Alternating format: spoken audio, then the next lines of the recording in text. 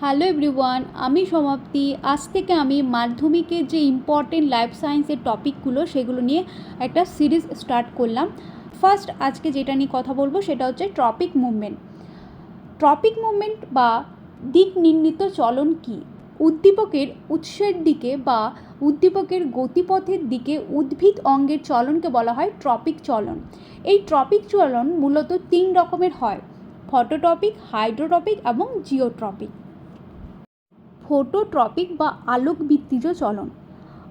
আলোক উদ্দীপকের গতিপথ অনুসারে উদ্ভিদ অঙ্গের চলনকে ফোটোট্রপিক বা হেলিওট্রপিক চলন বলা হয়। এই চলনে অনুকূল আলোকবর্তী চলন বা পজিটিভলি ফোটোট্রপিক চলন হচ্ছে এই ধরনের চলনে উদ্ভিদ অঙ্গ আলোক উৎসের দিকে বৃদ্ধি পায়, যেমন উদ্ভিদের কাণ্ড যেদিকে আলো সেদিকেই বেড়ে ওঠে। প্ল্যান্ট হরমোন ফটোট্রপিক চলনকে নিয়ন্ত্রণ করে।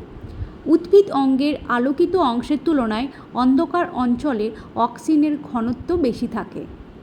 প্রতিকূল আলোকবর্তী বা নেগেটিভলি ফোটোট্রপিক চলন হচ্ছে উদ্ভিদ অঙ্গ আলোর উৎসের বিপরীত দিকে, অর্থাৎ যেদিকে আলো সেদিকে না বেড়ে গিয়ে যেদিকে আলো নেই সেদিকে বেড়ে ওঠে, যেমন গাছের মূলের বৃদ্ধি। হাইড্রোট্রপিক চলন বা জলজ ভিত্তিজ চলন।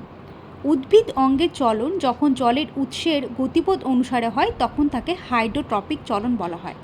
পজিটিভলি হাইড্রোট্রপিক চলন বা অনুকূল জলজ ভিত্তিজ চলন হচ্ছে এই ধরনের চলনে উদ্ভিদ অঙ্গের বৃদ্ধি জলের উৎসের অনুকূলে ঘটে, যেমন মূল জলের উৎসের দিকে বৃদ্ধি পায়।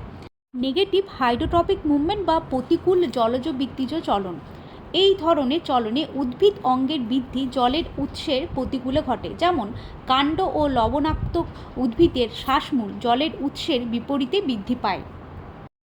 জিওট্রপিজম বা অভিকর্ষ ভিত্তিজ চলন। উদ্ভিদের অঙ্গের চলন যখন মধ্যাকর্ষণ শক্তির প্রভাবে অভিকর্ষের গতিপথ অনুসারে হয়।